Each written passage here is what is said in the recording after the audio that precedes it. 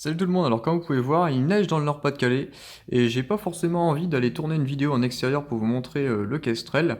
Donc dans un premier temps, je pense que ça pourrait être intéressant de vous montrer les différents paramètres qu'il vient mesurer, tous les différents éléments, et puis un petit peu aussi comment le paramétrer, et puis quelques petites astuces que j'ai trouvées sur lui.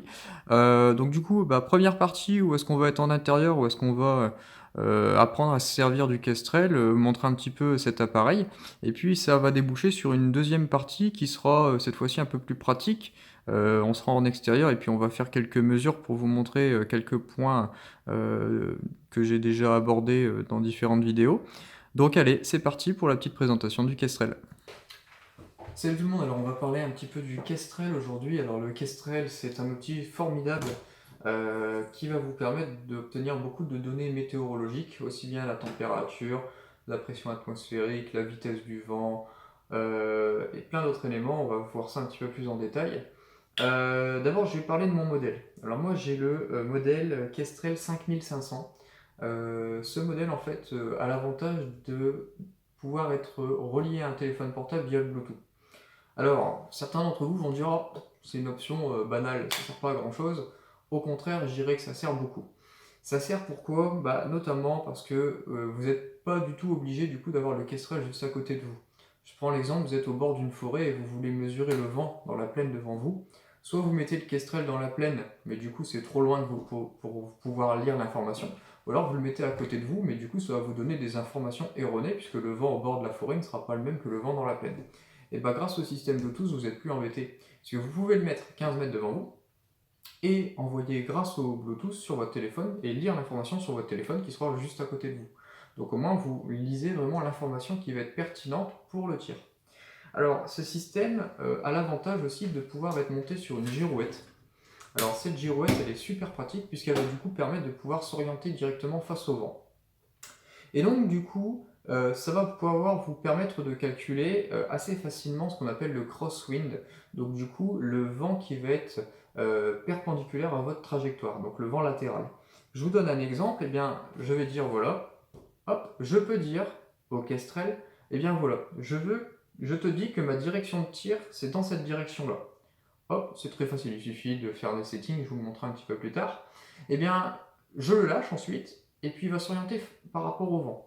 Et bien lui, ce qu'il est capable de faire, c'est grâce à sa boussole interne de dire voilà, sa direction de tir c'est dans cette direction-là, moi actuellement le vent vient de cette direction-là, et bien automatiquement il va calculer grâce à l'angle le vent à corriger. Donc directement il va faire vitesse du vent fois sinus de l'angle et directement il va vous donner la vitesse à corriger.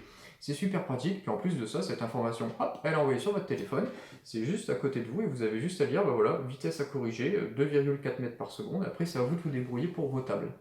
Donc ça c'est vraiment un truc qui m'a séduit par rapport à ça, c'est vraiment c'est très utile dans certaines conditions de pouvoir le mettre un petit peu plus loin, là où vraiment ça prend le vent, parce que des fois vous allez vous retrouver à l'endroit où vous tirez, vous êtes un petit peu à l'abri, au moins vous n'êtes pas trop éventé, vous ne gelez pas trop les meules, mais le problème c'est que du coup si votre casserelle est à côté de vous, il ne mesurera pas vraiment les informations de météo que la balle va subir, parce que la balle elle ne va pas rester là où vous êtes au chaud quoi. Donc ça c'est vraiment super bien. Donc du coup maintenant je vais aussi parler d'un petit élément important que souvent certains oublient, c'est l'importance de bien mettre votre kestrel de niveau. Parce que je vais donner un exemple, si jamais je mets le kestrel, c'est exagéré, hein, légèrement en pente, eh bien il va avoir du mal à mesurer l'angle, parce que du coup la gravité va toujours l'envoyer dans une certaine direction. Donc pour remédier à ce problème, soit vous achetez un trépied avec un niveau à bulles, soit quand vous faites l'installation, vous faites comme moi, vous vérifiez qu'il n'y a pas de point haut et de point bas. Donc vous le faites tourner tout doucement et puis vous allez voir s'il y a un point bas, il va tout de suite être happé et voilà, bon pour moi ça a l'air d'être pas trop dégueu. Donc là par exemple il serait de niveau et donc du coup le vent qui va mesurer, il y a de grandes chances que la direction soit vraiment la bonne et qu'elle soit pas faussée du fait d'un mauvais équilibrage du système. Je vais vous montrer un petit peu comment il va calculer le crosswind. Donc déjà vous voyez le crosswind il indique 0. Bon déjà pour calculer le crosswind il a besoin d'une direction d'origine. Donc je vais dire que je tire dans cette direction là. Et donc du coup je l'oriente dans cette direction. Je vais dans Setting.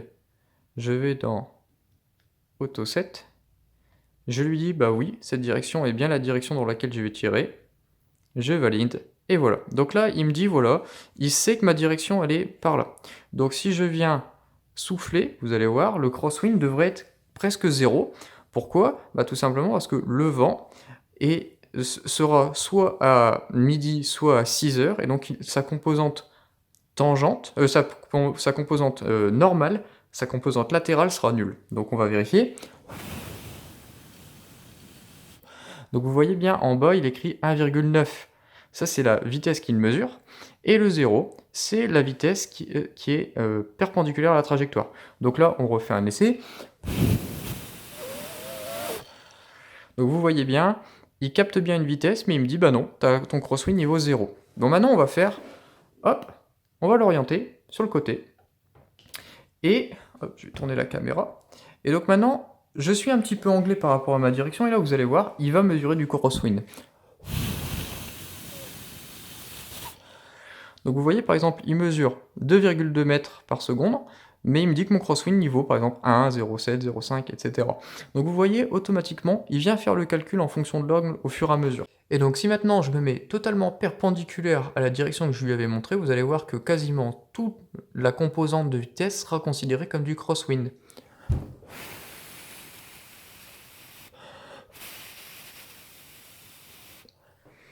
Vous voyez, quasiment tout est considéré comme du crosswind, à peu de choses à dire. Je suis peut-être pas exactement perpendiculaire. Bon, après, il faut aussi se dire que l'appareil a des erreurs, hein. C'est pas, ça a des certaines tolérances. Quand vous regardez l'angle, vous verrez que l'angle bouge un tout petit peu tout seul. Bah, tout ça, c'est magnétique. Donc, faut pas aussi oublier que si vous avez votre téléphone à côté ou quoi que ce soit, eh ben, les ondes de votre téléphone risquent aussi de perturber un petit peu le magnétisme du système. Donc, je vous conseille, quand c'est comme ça, d'avoir votre téléphone relativement loin. Donc je vais vous montrer un petit peu les paramètres qu'il est capable de mesurer. Donc en premier, le crosswind, donc on en a déjà parlé, c'est une donnée très très importante pour nous tireurs. Ensuite, la température. N'oubliez pas que lorsque vous le transportez sur le terrain, évitez de le mettre dans une zone qui est très chaude. Il risque de prendre la température et du coup, il risque d'être beaucoup plus long à prendre la température extérieure, quoi. Donc du coup, si vous êtes un peu trop rapide, vous risquez de prendre une température qui est erronée. Il va mesurer l'humidité et il va mesurer la pression.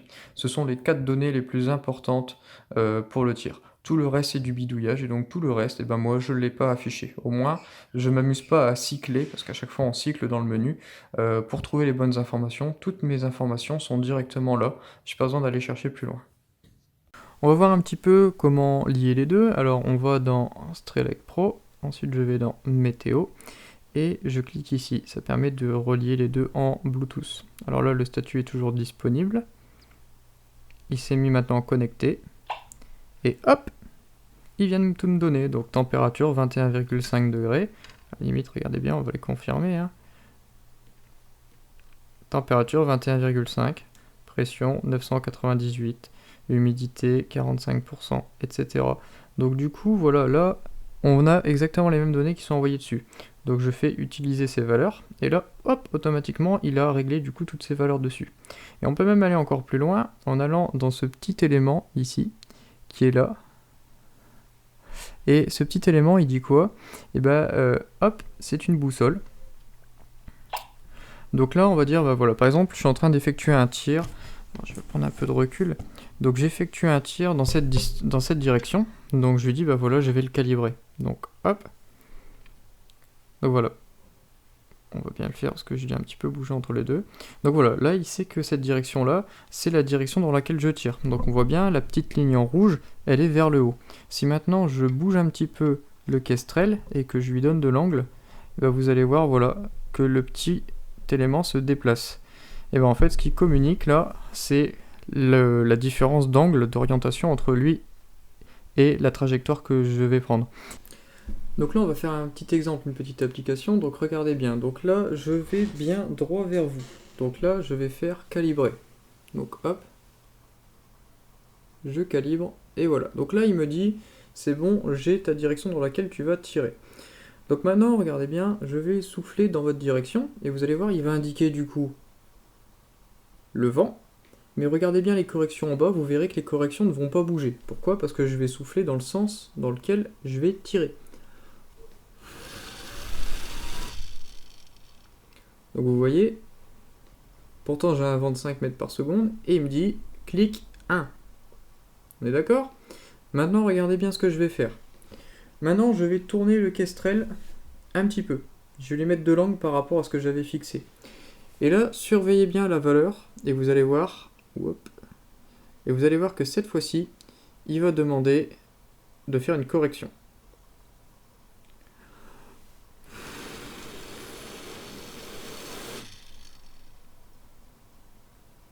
Vous voyez, cette fois-ci, il demande une correction. Tout simplement parce que cette fois-ci, il a bien pris qu'il y avait un crosswind. Il a bien pris que, voilà, je tire dans cette direction-là, mais que le vent est dans cette direction-là. Donc il a calculé et il a envoyé l'information à mon téléphone pour me dire, grâce au calculateur balistique, de combien je dois compenser. Ah, puis au passage, j'ai une petite surprise. Je voulais aussi vous montrer un autre de mes outils qui me sert à tirer à longue distance. C'est mon télémètre laser. Alors mon télémètre, c'est un télémètre Leica, c'est un Rangemaster 1600R. Alors pourquoi j'ai choisi ce modèle? Bah déjà pour sa portée, puisque c'est pas souvent qu'on trouve des télémètres qui vont chercher à 1600 yards. Et en plus de ça, on est capable de mesurer l'angle vers sa cible avec ce système. C'est vraiment bien. Alors il existe le modèle un peu plus haut de gamme qui est le 1600B. Et en fait ce B veut dire balistique. En fait à l'intérieur il y a déjà un programme qui va vous permettre de faire des corrections de tir. Donc vous rentrez toutes les informations, et puis quand vous mesurez votre distance et votre angle, et bien automatiquement il va vous dire de combien vous devez corriger votre lunette. Alors moi j'en ai pas forcément besoin, puisque j'utilise déjà des applications sur téléphone qui font très bien le boulot, et puis j'ai déjà toutes mes tables, donc du coup ça me servait à rien de payer 100 à 200 euros de plus pour ce petit système qui au final me servait à rien. Donc je vais essayer de vous montrer un petit peu comment ça marche, et puis à quel point c'est très simple. Et bah voilà, de retour, alors cette fois-ci dehors. Bon, le temps est vraiment pourri, alors vous avez vraiment de la chance que je puisse... hop, on va essayer de faire au mieux. Donc voilà, ça c'est ce qu'on voit quand on est dans le télémètre. Et donc vous voyez, alors là je suis trop près.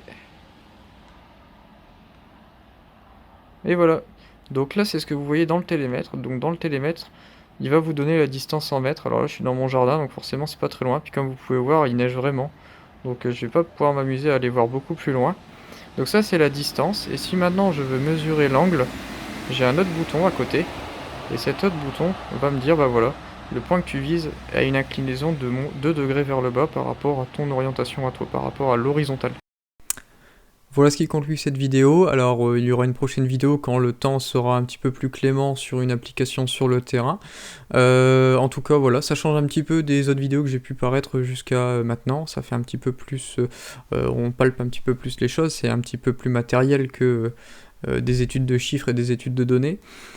J'espère que ça vous a plu quand même, et puis n'hésitez pas encore une fois à laisser un commentaire et puis à me dire ce que vous en avez pensé. Allez, à bientôt dans une prochaine vidéo.